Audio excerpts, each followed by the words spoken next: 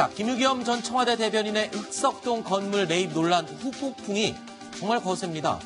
자, 이번에는요, 대출 서류 조작 의혹이 제기돼서 화장이 더 커지고 있습니다. 자유한국당은 오늘 예정에 없었던 긴급 원내 대책회의를 열어서 철저한 진상규명을 요구했습니다. 이 대출 서류 조작이나 또는 국민은행의 부실 심사가 권력형 특혜, 비리가 아닌지 의심하게 되고 또는 국민은행이 이 일대의 재개발을 기대하고 KB가 김의겸 씨와 함께 투기를 공모한 것이 아닌가 하는 의심을 금할 길이 없습니다. 특히 그 지점장이 김의겸 씨와 고교 동문 관계라는 점이 이러한 의심을 더욱 강하게 하고 있습니다. 보다 철저한 진상규명이 필요한 대목이고 만약에 진상규명이 미흡할 때는 금융감독원을 통해서 국민은행에 대한 부실 대출에 대한 검사를 요구할 예정입니다. 허만섭 차장, 그러니까 지금 김유겸 전 대변인의 10억 대출을 둘러싸고 유령 점포 얘기가 나오고 있어요. 왜 이런 얘기까지 나오는 거죠? 유령 점포라뇨?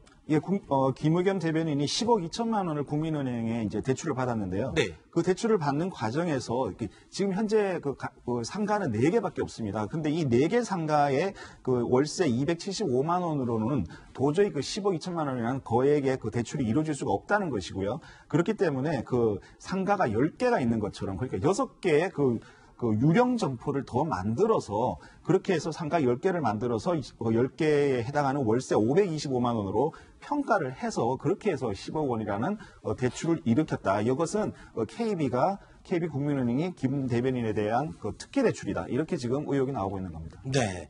그러니까 간단하게 얘기하면 처음에 지금 오늘 한 일간지가 보도한 내용이었어요. 김태현 변호사님. 예. 그러니까 지금 원래 대출 받을 때는 가게가 4칸이다. 예. 원래는 4칸인데 예. 대출 받을 때는 10칸이다 해갖고서는 더 많은 대출을 발생시켜서 돈을 빌린 게 아니냐 이런 의혹을 제기합니다. 그런 의혹이죠. 왜 대출할 때 그렇게 해주냐면요. 은행 입장에서 막 가장 중요한 게 뭐냐면 이 사람은 이자 낼 수 있어 이거예요. 그럼 이제 상가기 때문에 대출 받는 사람들 우리 상가 월세를 가지고 이자를 감당할 수 있어요. 이렇게 얘기를 하거든요. 그래서 월세 수익이 어느 정도 나느냐 이걸 가지고 대출 한도를 이제 정하는 건데 쉽게 말씀드리면 네. 당시에 4개였다라는 거죠. 상가가 실제로. 지금도 4개고. 자, 이 그래프를 보면서 네. 또 설명을 해주시죠. 자, 보시면 그러니까 원래 실제로는 이렇게 상가 1, 2, 3, 4 해갖고 실제는 상가가 4개밖에 없는데 그렇죠. 은행 대출 서류에는 상가가 10개가 있는 것으로 해서 대출이 됐다는 거죠. 그렇죠. 그러니까 저 상가 4개를 통하면 한 월세가 한 달에 한 200만 원대 중반이 나온다고 합니다. 네.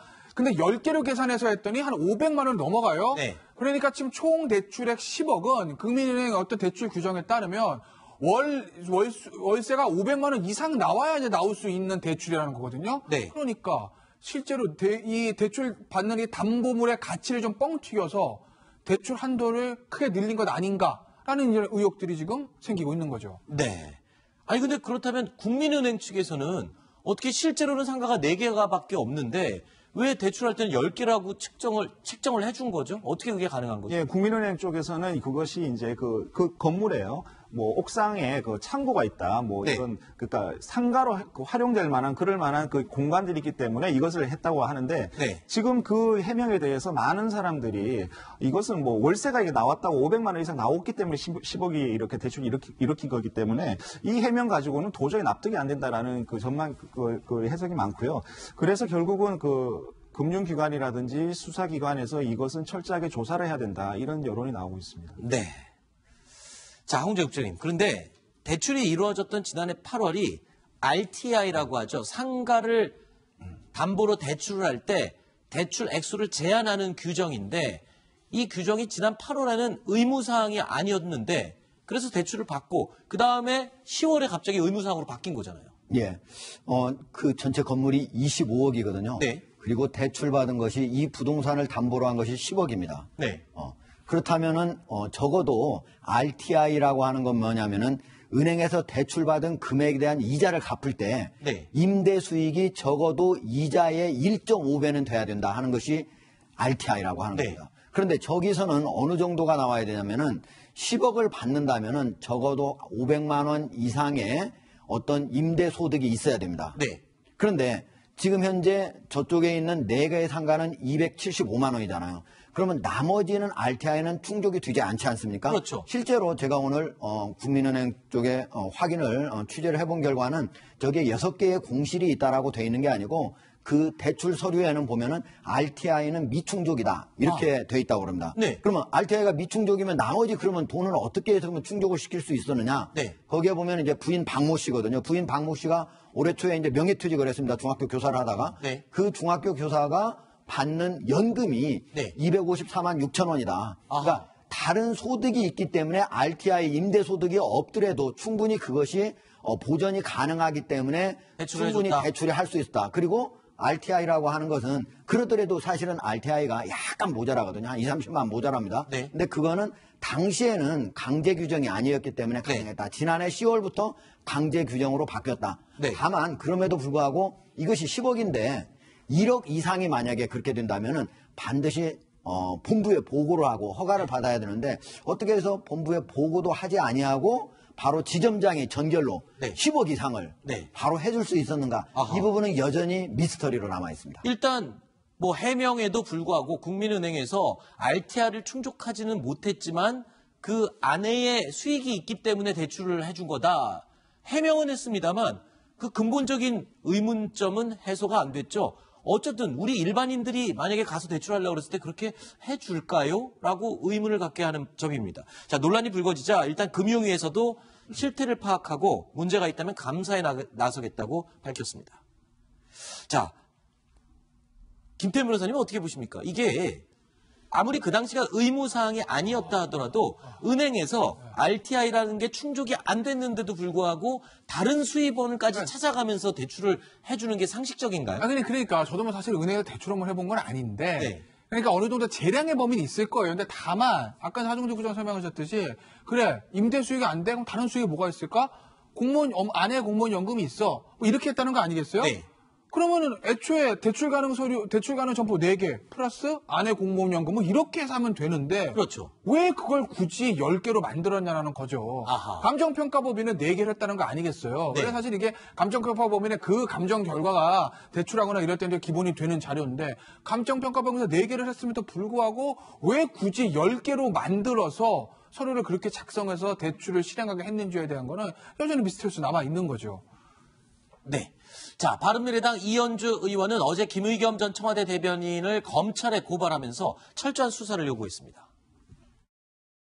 내가 하면 노후 대책이고 남이 하면 불법 투기고 이런 식의 내로남불적 행태를 이번 사건을 철저하게 진실을 규명해 주시기 바라고 그 100%에 가까운 대출을 어떻게 받았는가 이것을 규명을 해야 할 것이고 만에 하나라도 검찰이 제대로 수사를 하지 않는다면 그래서 정권의 눈치를 본다면 우리가 가만히 있지 않겠습니다. 김의겸을 구속하라! 구속하라! 구속하라! 구속하라! 하국장님, 사실 이 청와대 참모들이 최근에 보면 국민들의 정서를 굉장히 반하는 그런 좀 발언들을 많이 했어요. 예.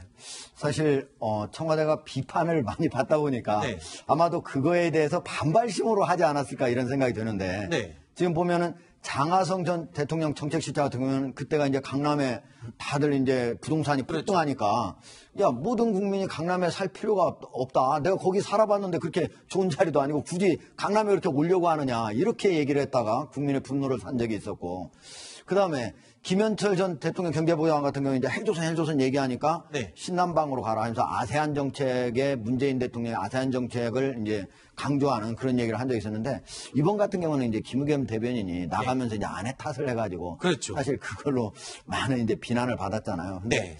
사실 만약에 언론에 어떤 비판이 이건 좀 과하다 이렇게 생각할 수도 있을 거예요. 청와대에서는. 그러나 그때 그거에 반박한다고 하면서 국민 정서까지 오히려 거스르는 그런 발언을 할 필요가 있을까. 네. 그런 부분은 사실은 청와대 대변인은 국민들의 말 한마디 한마디를 국민들이 다 귀 기울여서 보거든요. 그렇죠. 좀 더 조심해질 필요가 있습니다. 네. 자, 이런 가운데 또 외교부에서 이런 일이 있었습니다. 발틱 국가를 발칸 국가로 잘못 표기하는 황당 실수가 있었던 점이 뒤늦게 밝혀져서 논란이 되고 있습니다. 이낙연 국무총리는 지난달 연이은 외교 논란 지적에 뼈아프게 받아들이겠다라는 발언을 한 적이 있었죠. 대통령께서 말레이시아 총리와 회견 때 인도네시아 말로 인사말 한 거 어떻게 생각하십니까? 단지 실수입니까? 실수이죠. 뭔가 집중력이 없고 전문성이 떨어지는 직원들이 있었다고 생각합니다. 의원님의 지적을 뼈아프게 받아들이겠습니다. 외교부가 도대체 왜 이럴까요? 하중대 국장. 왜냐하면 전혀 다른 나라예요. 발틱 3국과 발칸 3국은. 예. 그래서 그렇죠. 이쪽 나라에서 이의를 제기하면서 서류를 수정해달라고 요청이 들어와서 수정을 했다는 거 아닙니까? 예, 외교부가 홈페이지에 올린 비전문적이죠, 예, 외교부가? 예, 외교부 홈페이지에 올린 그런 보도자료에 대해서 라트비아 대사가 이제 이의 제기를 한 거거든요. 근데 이제 영어로 하더라도 저게 이제 비로 해가지고 발틱, 발칸 이게 이제 상당히 좀 비슷해 보이고 우리 글자로 보더라도 좀 비슷해 보이잖아요. 그런데 외교관이라면은 적어도 발칸과 발틱은 완전히 위치가 다르거든요. 발칸은 저 보시면 아시겠지만 이탈리아하고 터키 사이에 있는 삼각형의 지역이잖아요. 한 50만 제곱킬로미터 되는 거거든요. 12개 국가가 들어있고 산맥이라는 그런 터키어에서 나온 말이에요. 그리고 네. 발틱이라고 하는 건 옆에 보면 발트에 있잖아요. 네. 발트에서 나온 발틱 3국이라고 하는 거거든요. 네. 그러니까 조금만 외교관이 신경을 쓰면 이건 완전히 다른 말이다 네. 하는 거를 알 수 있는데도 저게 이렇게 나온 건 제가 보면 왜 이렇게 나왔을까 하고 제가 오늘 외교관 한 네. 30년 일했던 전직 외교관한테 물어봤어요. 그랬더니 뭐라고 그럽니까? 가장 첫 번째는 이제 최근에 이제 저녁이 있는 삶 이런 얘기를 많이 했잖아요. 네. 과거보다 이 야근하는 사람이 거의 없다, 줄었다. 그리고 또 하나는 과거처럼 선배가 너 이거 틀렸어 하고 이렇게 지적을 하는데 이런 걸 이제 속된 말하면 꼰대라고 보는 거예요. 그러니까 그런 것들 지적하는 것들이 좀 없어졌고 그리고 이제 자기들은 이제 가장 중요하다고 하는 어쨌든 일이 늘어나다 보니까 이런 실수가 나왔다 이렇게 얘기를 하는데 제가 보기에는 설령 그렇다고 하더라도 저렇게 가장 기초적인 지식조차도 없는 사람이 과연 전문적인 외교관이라고 할 수 있는 것인가? 그렇죠. 외교가 어떻게 보면은 우리가 위교적 언어, 위교적 언사 이런 말 있잖아요. 이런 말이 있다면 그 언어 자체가 그 나라의 알겠습니다. 국격을 알려주는 거거든요. 알겠습니다. 좀 더 조심할 필요가 있습니다. 우리가 어딜 나갔는데 중국 사람이나 일본 사람이냐고 물어보면 기분 별로 좋지 않죠. 근데 하물며 외교관이 발틱과 발칸을 헷갈리면 그쪽 나라에서는 굉장히 언짢을 수밖에 없을 겁니다. 다음 순위로 이어갑니다. 만나보시죠.